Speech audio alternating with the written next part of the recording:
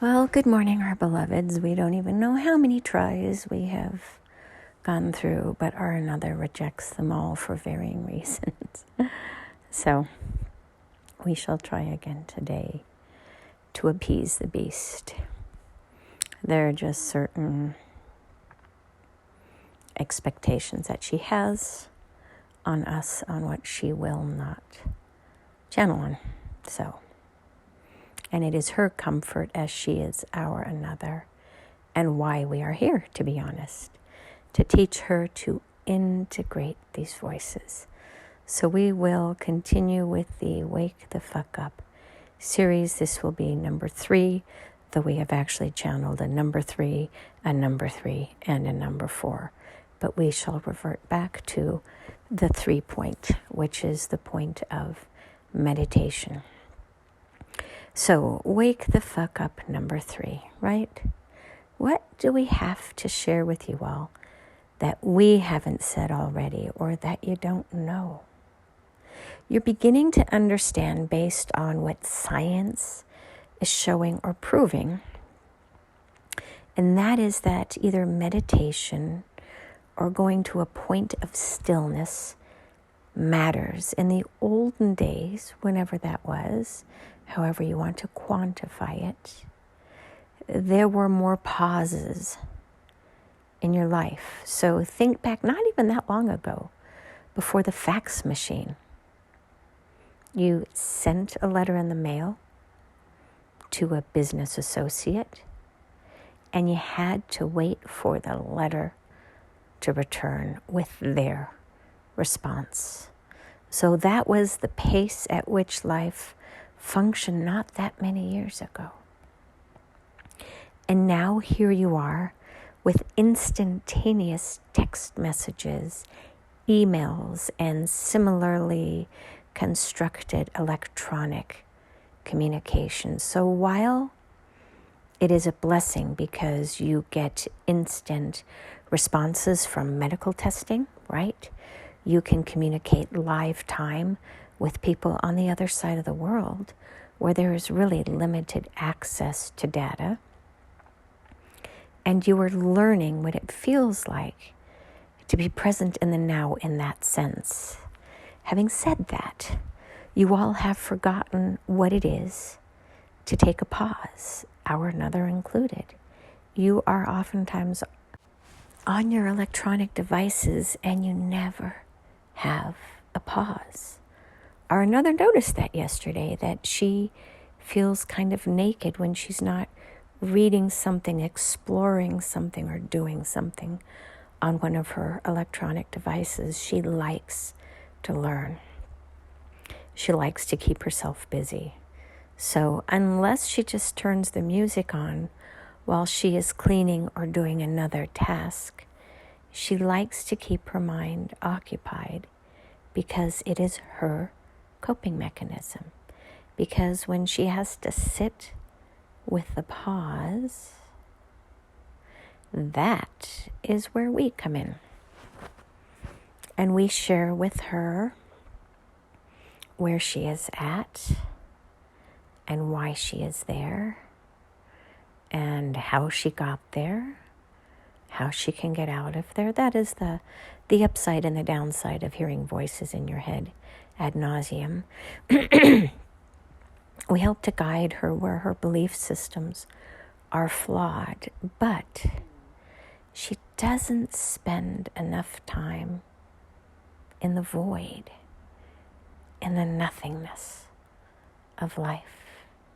When you were young, do you remember just sitting there, looking up at the sky, watching the clouds float by and the birds fly by, and hearing the rustling of the leaves and the buzzing of the bees? Do you remember how that felt? Many of the young people don't know what that is these days because they have been indoctrinated with electronics since their very, very young ages. And you need to understand that you get a dopamine hit when your salivary glands, which in this instance are in your brain, if you will, it is intricately tied to your endocrine system.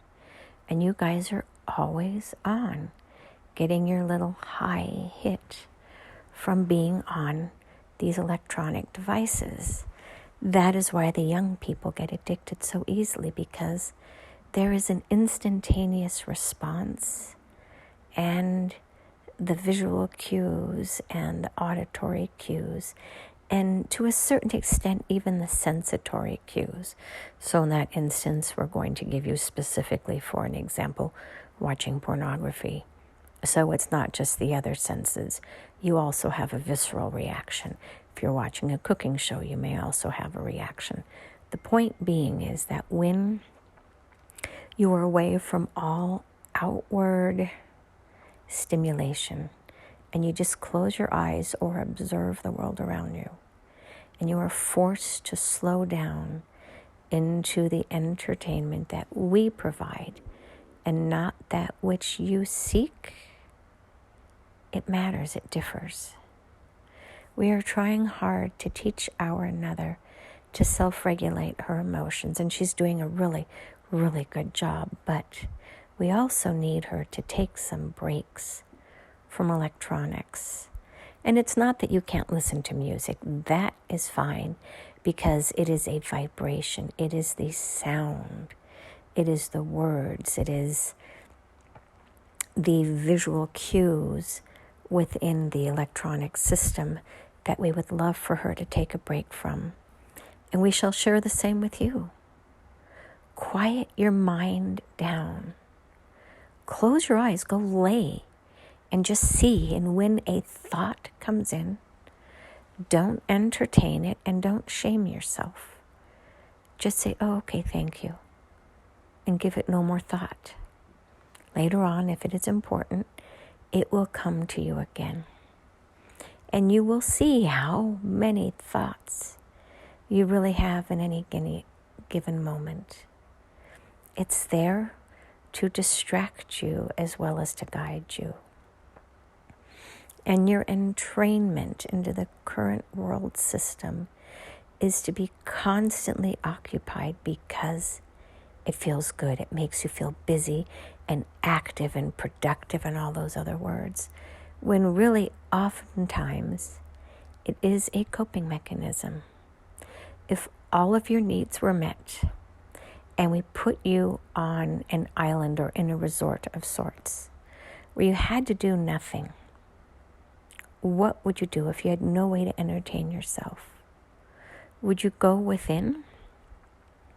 Or would you want to go shopping online or in person? Would you want to connect with people?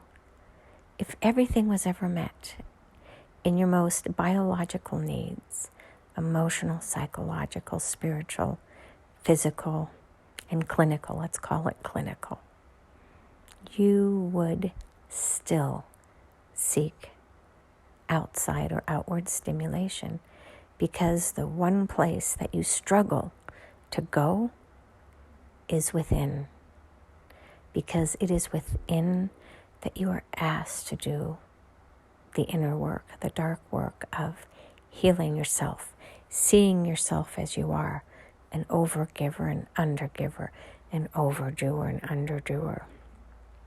Right? Smart, not so smart.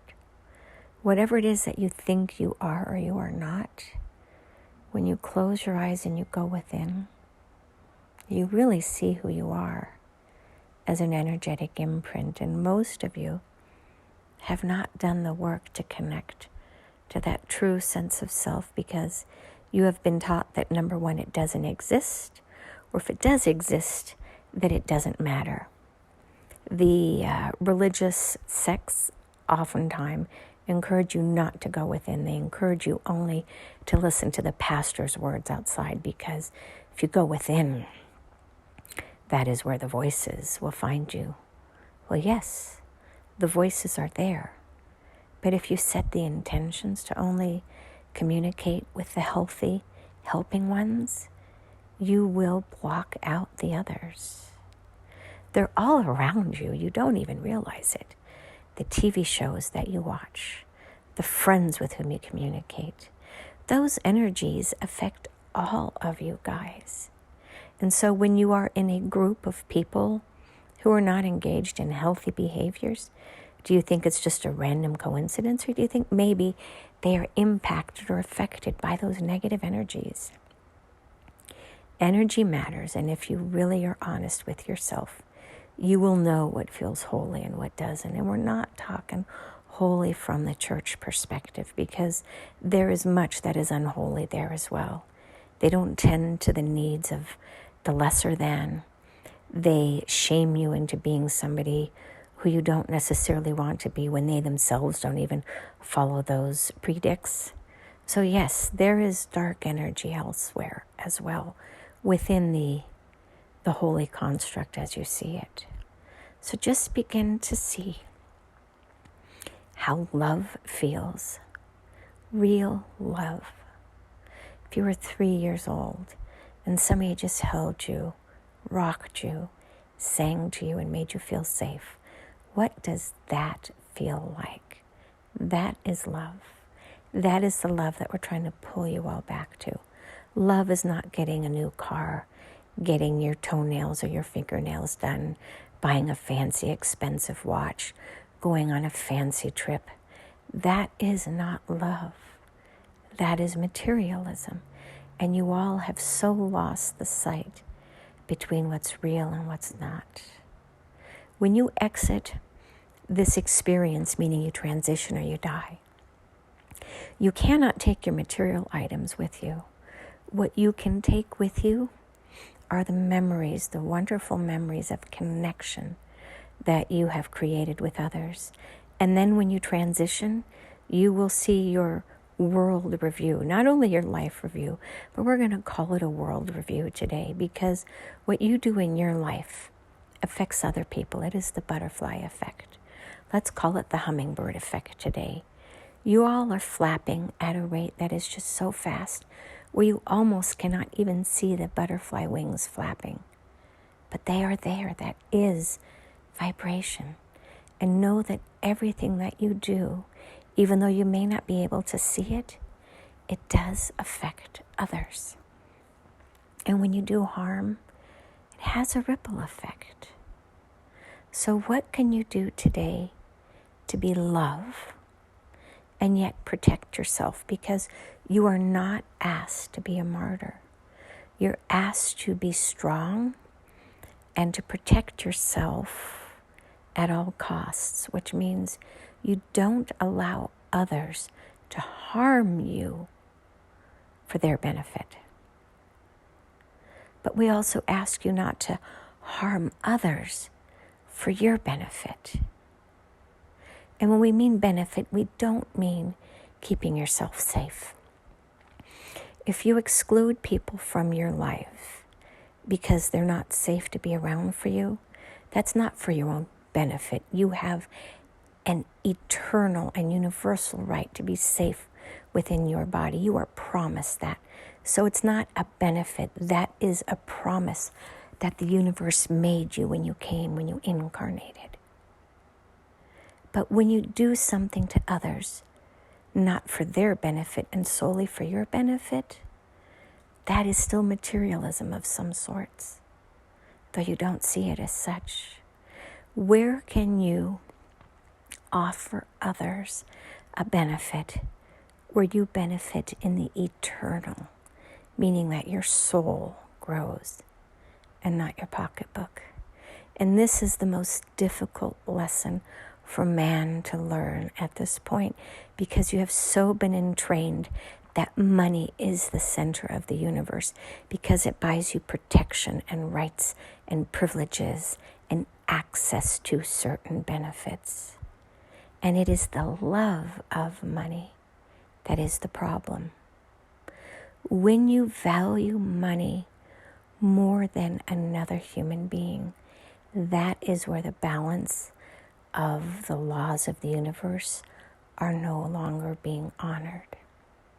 When you can extract $1 from someone else or from their community to your benefit and their harm, that is the ripple effect of the butterfly or the hummingbird that we're speaking of. Find the balance point where your needs are met but not at the expense of somebody else. It's that simple, and at the end of the day, that's all we talk about. It is the yin-yang, the wobble board. Where can you find a space on the wobble board where your left foot and your right foot are in perfect balance and harmony? If you see yourself as a left foot and everyone else as the right foot, that is what we are asking you to do, so that there is peace, there is lack of motion, just a steady state that is stable in order for humanity to now build a new future on. And you have never been taught to value this premise, because it's not mammon. Mammon is money. Mammon is materialism. Mammon is, what can I put in my storage unit to show that I am wealthy or successful? Your value is determined, solely determined, by your heart's capacity to love yourself and others.